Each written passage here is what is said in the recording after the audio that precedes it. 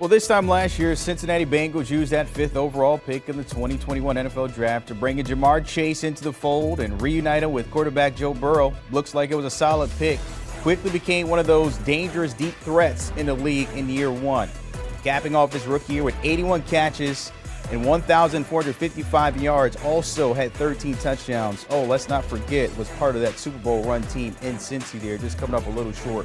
But recapping what we saw in 2021 when it comes to those wideouts, right behind him, Jalen Waddle broke franchise records here with the Dolphins. Devontae Smith, we know what he can do. Former teammate of Waddle at Alabama, also putting up numbers here with Philly.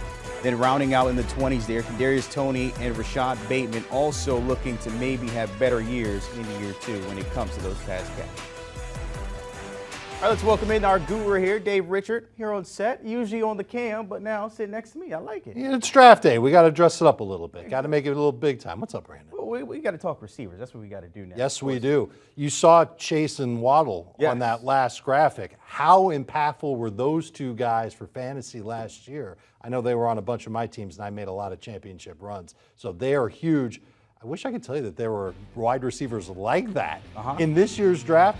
This is my top 5, Brandon. I know you haven't seen it yet. Here it is, two guys, two Buckeyes at the top. There isn't a Jamar Chase in this class. That's fair. There might be a Jalen Waddle type or two in this class, but as far as just best all-around talent at wide receiver, I think the closest you get to it is Garrett Wilson. He's got speed, he's shifty. I really, really love how he just changes his pace and his routes. His feet are quick. He's just not very big. That's why I compared him to T.Y. Hilton. Hilton was somebody who did a great job beating defenses downfield. He also made plays in the short and mid-range.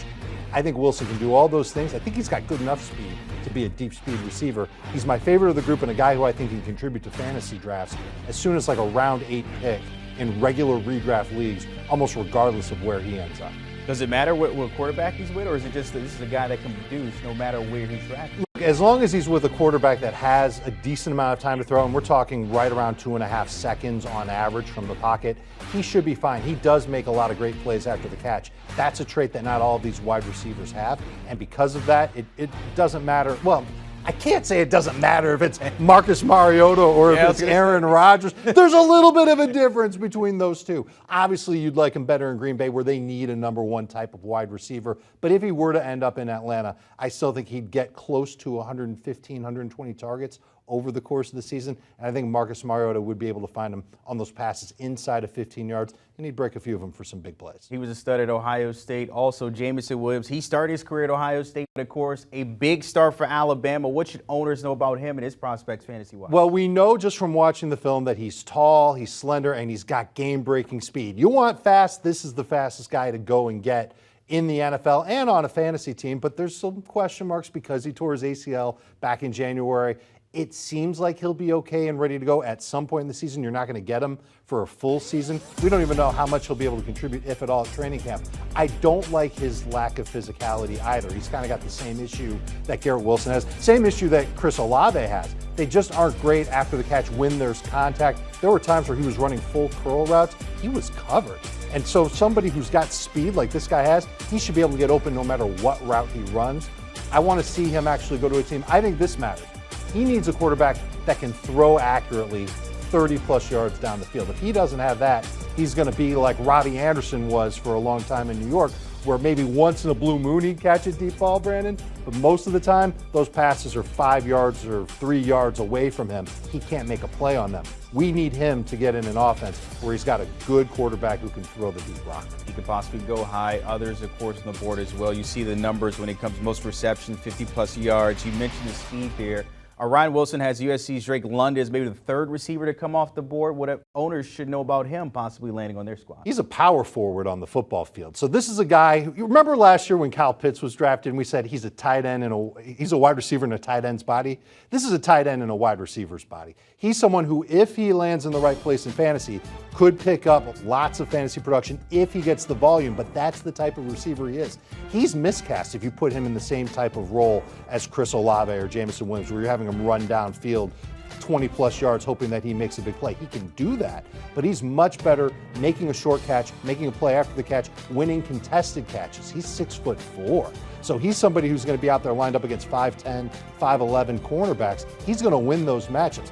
He needs to go to a team that has a quarterback that has a penchant for the bigger targets and will throw to those big targets quite a bit. I think of Washington, and I think of Carson Wentz, and you think of Alshon Jeffrey and how Alshon Jeffrey was the #1 target for a long time for Carson Wentz. This guy is the next Alshon Jeffrey. He can be that good. A lot of comparisons to Mike Evans as well down there in Tampa. That's a little too far for me. Size-wise. Size, yes. Size, yes. Michael Pittman was his teammate at USC for a while, by the way, and those are also big physical receivers. He just doesn't have the speed of Pittman or the speed of Mike Evans. All right, again, it depends on the quarterbacks. And speaking of Really quarterbacks, does. this class is maybe not day one starters, but projects that can lead up to that. They're led by Malik Willis and also Kenny Pickett here. But how do you assess this whole class, maybe the top 5 or 7 guys? It's not pretty, and there's no perfect quarterback. That's why you're not going to see any quarterbacks taken really in the top 5 picks and maybe not even in the top 10 picks when this draft unfolds. But if you want to win now, Kenny Pickett's your guy. If you want to win later, Malik Willis is your guy. It really just depends on what your quarterback situation is. You look at a team like the Panthers, man, they don't want to go with Sam Darnold again at quarterback. They know what they've got in Sam Darnold. Kenny Pickett could actually help them string together some wins now, maybe salvage Matt Rule's job, maybe give them a chance to be more competitive in 2023. And I think Pickett is NFL ready, not necessarily with a high upside, could end up being in this league for a long time, but he's got the mobility that a lot of offensive coordinators look for, and he's got a pretty strong arm. He works the middle of the field really, really well, and he's experienced. So that's something that I think a lot of NFL teams will like about him, but fantasy managers are going to pretty much ignore Kenny Pickett outside of 2 quarterback drafts. Malik Willis is a different story. He's got a much stronger arm. He's got better mobility, and I think he's mature about how he uses it. He just has some accuracy issues. Certainly some things in his footwork, his technique overall need to be improved upon. He needs coaching. And you think about Josh Allen and how when Josh Allen came out, he had a lot of great traits, but there were also instances here and there where you thought, well, can he actually improve his accuracy, improve how he quarterbacks so that he can be great at the next level? He did it. Malik Willis has to follow the same type of track. I don't know if he's going to play right away. It depends on where he goes. But a team like Pittsburgh, they say they're in love with him.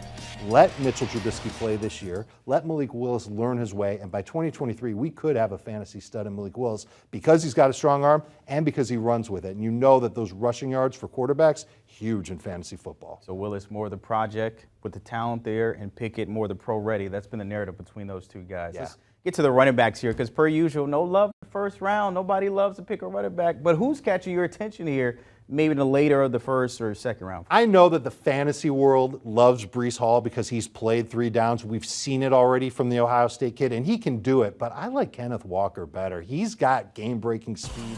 He's physical as well. When it comes to Breece Hall, yes, I think he can handle the rigors of an NFL offense right away. I think he can play week 1, starting running back, someone that fantasy managers will look at and say, all right, I can grab this guy round 3, round 4, especially if he goes to a team like Buffalo.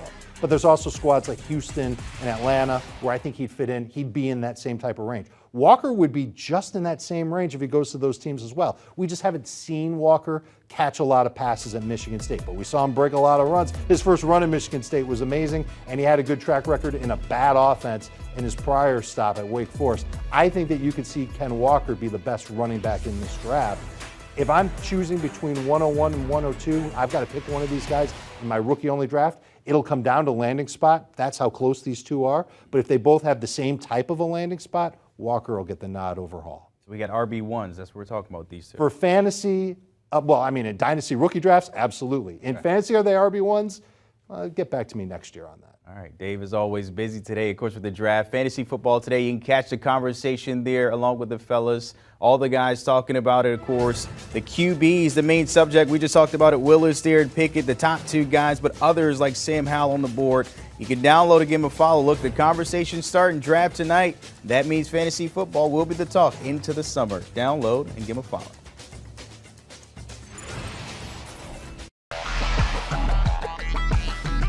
Do you want a sports network that delivers everything that matters about the game? The highlights, the picks, the instant analysis, no yelling, no fake debates, no politics. Hit the subscribe button and never miss a moment.